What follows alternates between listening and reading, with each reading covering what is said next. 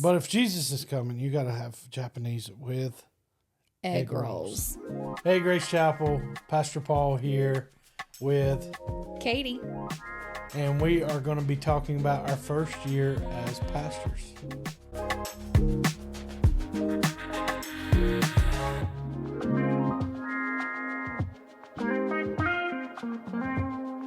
We're going to start with a little bit of rapid fire. So all I'm going to do is I'm going to say one word, and all you guys have to do is just say one word that comes to your mind. The first word that comes to your mind. Okay?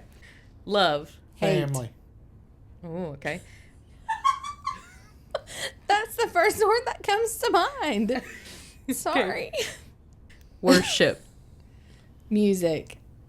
Thank God it wasn't hate. Jesus. Jesus. Savior. Love. Sunrise Coffee. Money. Fuel. Oh, okay. Family. Knox. Love. And my next word is Knox. Rounder. Wait, okay, y'all gotta say what both of them was. I didn't catch that one. Rounder. Rounder? I said funny. What do you mean by rounder? He's a rounder. I've never heard of that word in my entire life. You've never heard of the word rounder? Are you from the South? Yep. Born and raised. Like on he's the a playground rounder. where I spent most of my days. Chilling out, relaxing. Shooting some b-ball? Nah. No, like he's a rounder, like he's a handful. He's a rounder. Okay. All right, rounder. Pray. Always. A lot. Okay. 2025. Rough. Wild. 2026. Hopeful. I had hope. Oh, wow. And lastly, Grace Chapel. Family. We're going to take this next segment for us to just talk about what we talked about on the staff retreat, which is highlights from the last year. So I wrote down some of the things that the staff brought up. And of course, if we leave something out, you guys can bring it up too. But I think our church would like to hear from you guys. Let's start with just an open-ended question of what's an event that you guys look forward to every year? Candlelight service is one of my favorite services every year. And then one that is new, but I'm looking forward to it being an annual tradition for us here at Grace Chapel, is our fall festival for the families. It was an incredible time this year. Yeah. I think it's probably one of the best that we've ever had. And so I just fell in love with that event and am really looking forward to years to come. Yeah, and Instar did a great job with that one. I don't know. I mean, you talked about the staff retreat. One of the things that I told the staff this year was we don't need to do a lot of things good. We need to do a few things great.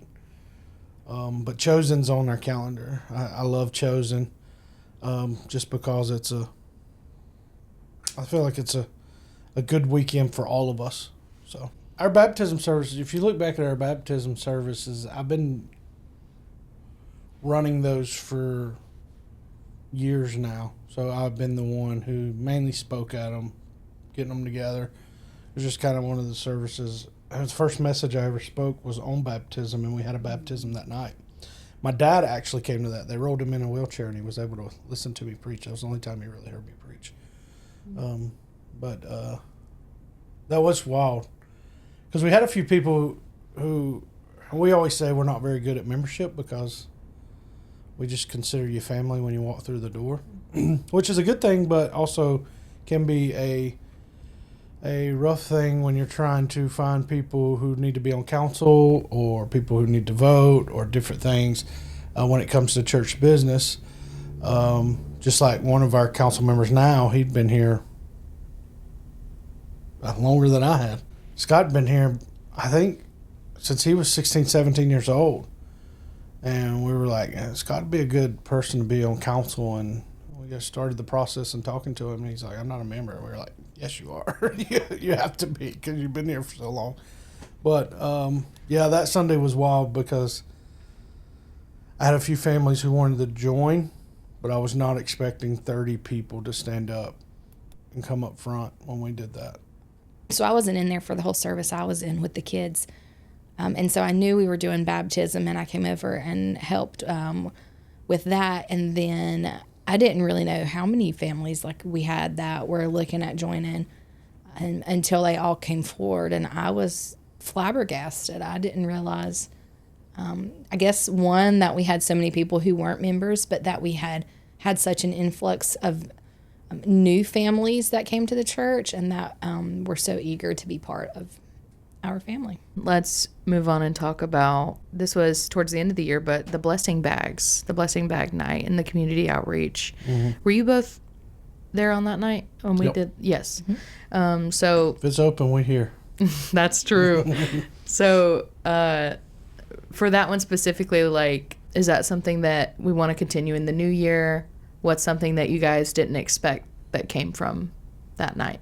So the blessing bag night, I was in a group that went to some of our shut-ins and some of our seniors who can't make it out all the time, which was nice because we were able to visit with some of them and just to see the joy on their faces and knowing that we're still thinking about them, and really purposefully, not just like sending a text or shooting them a call, but creating something and taking it to them really meant the world. And just getting to see some of them, like I had never been to their homes before. And so to see their homes and hear them talk about some of their prized possessions that they had, and just really getting to spend time with them was a blessing, because I think a lot of times on Sunday mornings and Wednesdays we're rushed and we speak, but it's in passing. And so getting to see some of our seniors in their homes and just being able to pause and just really connect was a big thing. Oh, I agree. You know, one of the things, our mission statement is to be God's hands. Let's hit that microphone. Is to be God's hand extended, but also there's a couple of things within that mission statement, and one of them is to show the unconditional love to everybody that God gives us the opportunity to do it. So, a lot of times we as believers and Christians in church, we put conditions on that, not meaning to. Lord loves us more because we're in church. Well, that's not true. Lord loves us all equally, cares for us, and sometimes we in church forget that. So if we're not outreaching, then we're missing the whole point of our mission statement, which is to be God's hand extended to everybody that affords us the opportunity. And guess what? We took an opportunity in that moment to be able to be His hand extended to our community. And it was probably a bigger ministry for us as a church than it was for the people that we gave stuff to, because seeing, Andy brings it up often, Caleb being able to pray while my 5-year-old son at the time, or 6-year-old son, I say 5, he was 6. His 6-year-old son is standing beside him, not batting an eye, to pray over these people. And Caleb intentionally asked each of them their name. These were some people who were homeless. And for us to go to town, that next Saturday, I think we went to town to go eat breakfast or do something. And one of the guys that was there that night, that Wednesday night, Knox recognized, and he said, "There's one of the guys we gave the blessing back to." And then he saw another one that was walking down the road, and he remembered his name. And he said, "There's so-and-so." I can't even remember his name. And that's really what it's about. I mean, not just that, not just giving those things out. We were, it was fun too, because we went up in some of the parts of Forest City that we don't generally go to, and I can remember us watching some of the guys walk down a steep hill taking bags and blankets where we knew there was a trail and a lot of the homeless people would camp. There was none there at that moment, but we had left bags and stuff there. But it was funny watching us get down there with briars and all of that, and that was a good time. You know, things like that can be fun when you're out doing it. But also going and visit some of those that don't get the opportunity to get out as much as they want to anymore. And I was thinking about Mr. Boatwright, who had just lost his wife. We pulled up, walked in the house, and immediately he just got tears in his eyes, hugging all of us guys. because we had the opportunity to go and see him. And we take those things for granted sometimes. And so, yeah, that was it was a blessing bag, but it was a blessing to the church too. Now that we talked about outreach, let's talk about inreach for a second. With the care groups, anything y'all want to tell the church about that, like vision wise, what a care group could look like? Yeah, hopefully by now everybody's gotten their email. But one of the things that we believe that is important is if we call ourselves a church family, we have to make sure that we love each other, we care for each other, we serve one another. Jesus called us to serve. He served. He didn't come to be served, but he wanted to serve. And I'm not a foot person, but Jesus washed the feet of his disciples. And he said, if you love me, you'll clothe me. If you love me, you'll feed me. And who is me is them. It's everybody. And that's including our church on the inside. So we're never going to be able to do outreach. And I think I shared this in our Vision Sunday. Part of our goal in these care groups and discipleship is if we don't reach in, we'll never reach out. So in order for us to reach in, it's going to transform our church where we can reach out. And that's really the goal. And the care groups are going to be great, I think, because not only are you just being checked on and making sure you're cared for, and I'm not missing anybody, so I'm grateful for the heart behind it, that nobody gets left. But one of the things that I'm grateful for is relationship. I believe relationships are going to be built out of this. That it's not just going to be hey, you missed church, I wanted to call and check on you. It's going to be, hey, let me pray for you.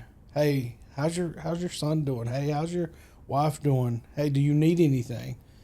I don't want to mention names, but one of our care group leaders, she's been checking on their group even with these storms, if this is released after the storm, even with the winter storm coming, they've been checking and like, hey, this person's good, messaging, letting us know. So, the care groups are a big thing. But also, inreach, talking about inreach, we have all kind of ministries. We're not just talking about the care groups, but one of the things people would say over the years I'd hear, and Pastor Ricky and I would talk about, is I don't feel connected. I don't feel like I'm connected to this. Well, now there's no excuse for that. We and I don't mean that in a derogatory way. I mean that in a way of, hey, we've created it. We've heard you. We want to make sure that there's opportunities for everybody in our church. So literally there is no age group that is missed. There is a group for every single one of us, and I'm grateful for that. That's something that I prayed for years. And, you've seen small groups in different churches and things that take place, and they can be, it's single moms who have a small group, or it's these guys or this group. And I wanted to kind of look at that model, but really I wanted it to be more organic, and that's kind of what's happened at Grace Chapel. Is we have a middle-age group now. It's called The Bridge. We have a young adult group that is flourishing. We have a leader, and each one of these groups have a leader. We have a young married group. We have a seniors group. We have youth and children. There's a place for everybody to fill a part. Let's talk a little bit about leadership and like new staff members. So really that would be your youth pastor. I don't know about that one. And your worship leader and anyone else coming on staff that you wanna chat about. Yeah. So we have a new youth leader and a new worship leader. Of course, as you know, Addie is our youth pastor, and Zach Lane is our worship leader. And Addie has been a part of this church since before she was alive. And so I have known her since she was in elementary school. Let's see. She was a bad kid. I'm just kidding. Like 17 years, I guess, now. about. And so she come up through our ministry, and as hard as it was stepping out of the youth leader role, because that had been our home for many years, 11. Well, 11 or 11. 12, I can't remember. No, I guess it was more about like 13 years. I had been trust you. helping in the youth ministry for about 17 years, I guess. And then being the youth pastors for about Wow. 15 years. I think 17 so. years. And so it was an easy transition knowing who we were turning that over to.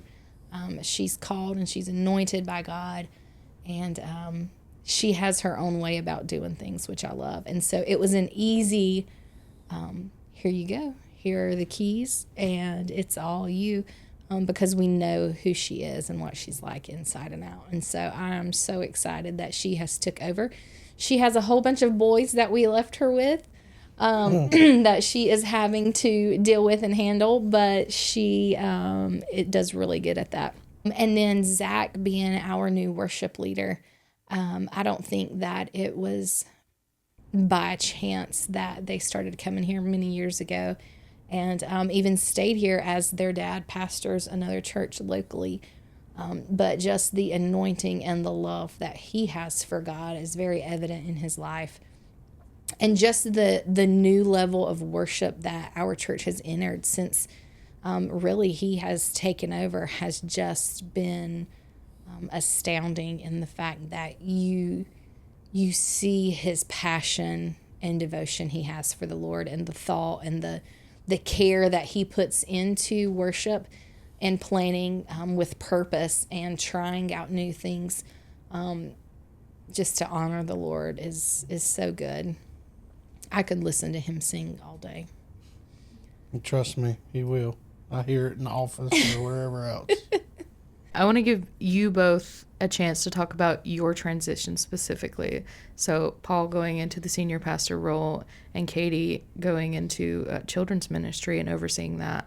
So let's start with Paul, but just take a few minutes to talk about how that transition has been with you, the ups, the downs, the what you expected and what you didn't expect.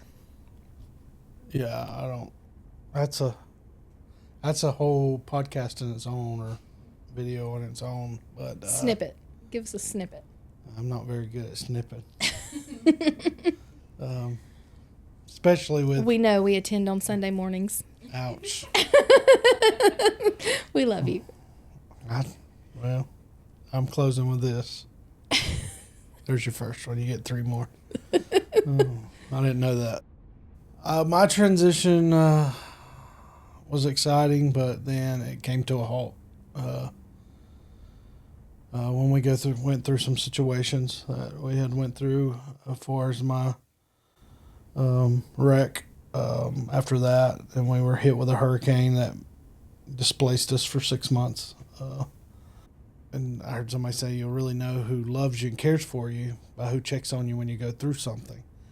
And I don't honestly know if I can explain that whole transition. And people would ask me, how you doing? How's it going? And you could tell people cared and were genuinely excited. And some people who were probably nervous, understandable. Some people who may have not been as excited with the transition. And what I've had to learn in this season is the greatest thing that I can rely on and stand on is that God called me. God made room. And I told God when he called me many years ago to ministry, when I didn't even know what it looked like, that I said, I will walk through every door that you open if you open it. And that's what I've done. I have always got it right? No. Over this year, have I learned so much? Yes. Probably I've learned more this year in ministry than I've learned my entire life in ministry. But It's been a great year this year. I'm still learning.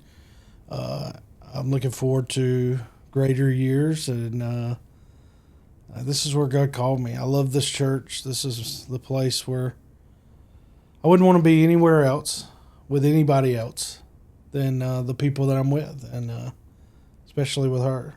And she's been amazing through it, and yeah, it's been fun. It's been wild. I'm learning. So for me, this transition has made me chuckle in a sense, because many years ago I told the Lord that I would never marry a pastor and be a pastor's wife, and here we are. I remember the day that we started dating. He was a cop. I was like, yes, I can do this. And then he said he was quitting to be in ministry, and I said, excuse me? And I was like, okay, youth pastors, we can do that. I'm good. And then when we felt the call really shift, and that we knew we were going to be rolling into senior pastors, it was just a natural move. The Lord knew what he was doing, even when he makes us panic a little. But I've loved it. So it has been challenging in the fact that being the children's pastor, I feel as I have a call and a responsibility to be with the kids. And so 9 times out of 10, I'm not in service in the sanctuary. And that's a hard place to be, because I feel like a lot of times I'm not supporting Paul and supporting my husband and being there for him when he's out there ministering and doing what he's called to do. But at the same time, I know that I have to be where God has called me. Many times that looks like filling in when people are sick, or on last minute something comes up and they can't come in and serve. And so that has been a challenge for me in trying to figure out the balance between doing what my responsibilities are as the children's pastor and what my responsibilities are as the pastor's wife, and being there for the adults. Because before this, my main focus was on children's ministry and the children's families, and making sure that when every kid came through that door, that I spoke to them, that I gave them a high five, a hug, I asked how their day was. But now this last year, I have also had to make it a point to really engage with the adults and some of the people who I may not always speak to every Sunday, but really engage in and making sure that everyone feels welcome and that I'm speaking to as many people as possible. So that has been a little bit of a struggle and just a balancing act on how to do that. And I'm still trying to figure that out because most of the time I'm not in the sanctuary. But hopefully our church knows and understands that I'm here and that I love them. But I'm with our children, trying to hide the word in their heart and letting them know that they are mighty children of God.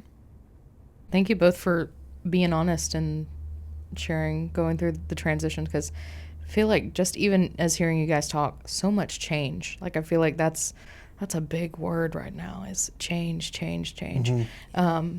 But there's been a lot of change. Yeah, but change causes us to grow and Stretch. we're making room for regrowth, right, Katie? That's right.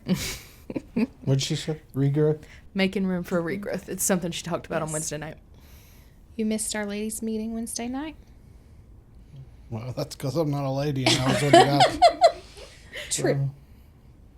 Okay. So a bit of a sillier question here. If Jesus came over for dinner, what would you serve? 1, 2, 3. Japanese. She's cooking it. Yes, Paul stays out of the kitchen when I cook Japanese.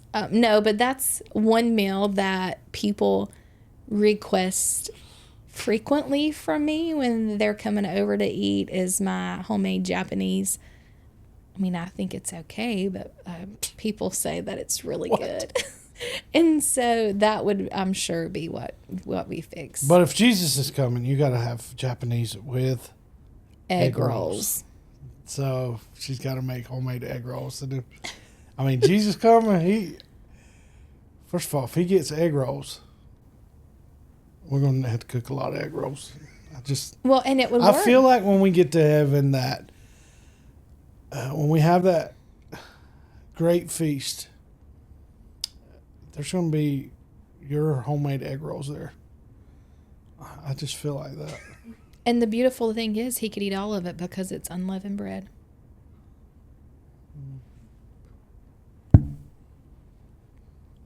That's what I do when them egg rolls be coming out of that fryer.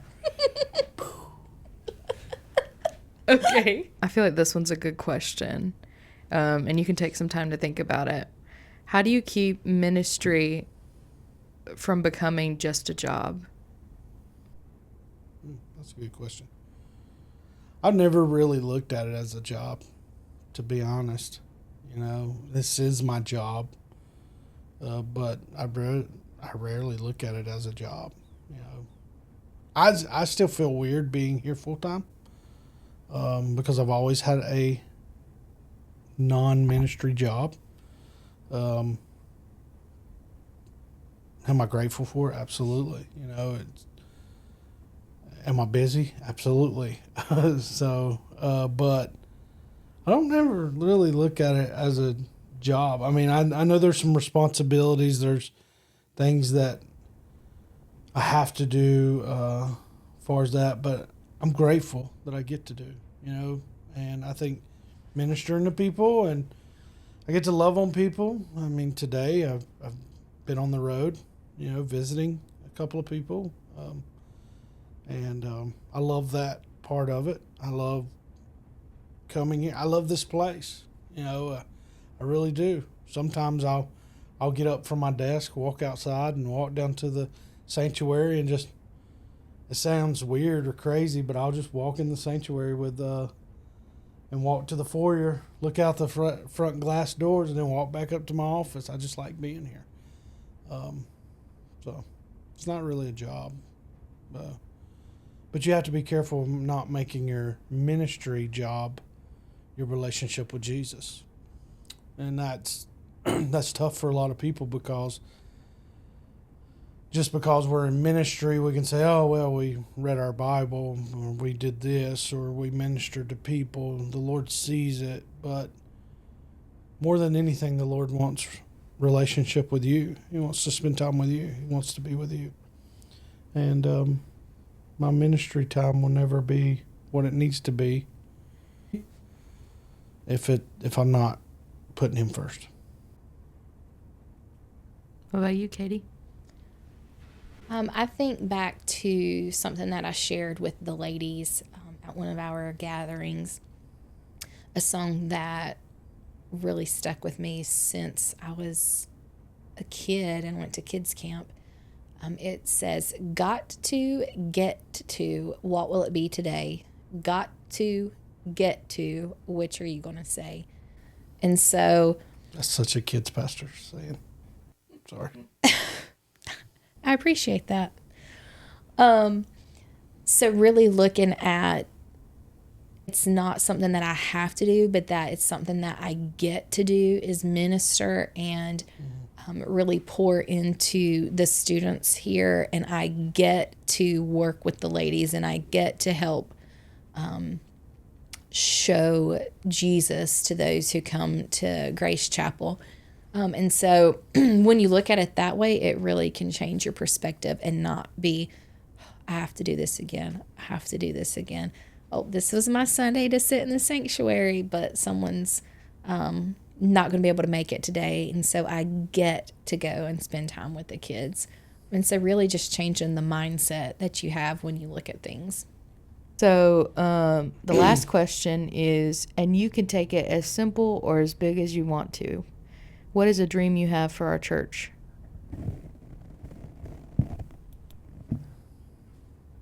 I'd love to hear you first.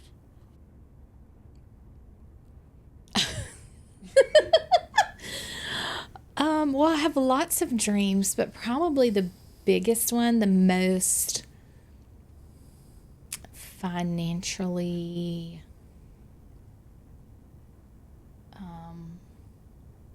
restrictive one, would be having everything in one building.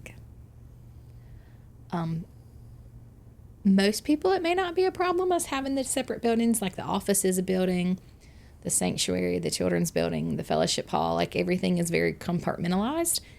And for me, as someone who does a lot of things with things, those have to move things around a lot. And so it can be cumbersome moving from building to building. And so for me, I would love to be able to build one big building that would house everything. So that's one dream, one vision that I would love to have. That has been for years now. I have wanted just one big building. For me, I would say depth. Oh, and that sounds weird, but when I say depth, I want people to really have a relationship with Jesus. I want there to be some depth there. But I want people to really seek Jesus and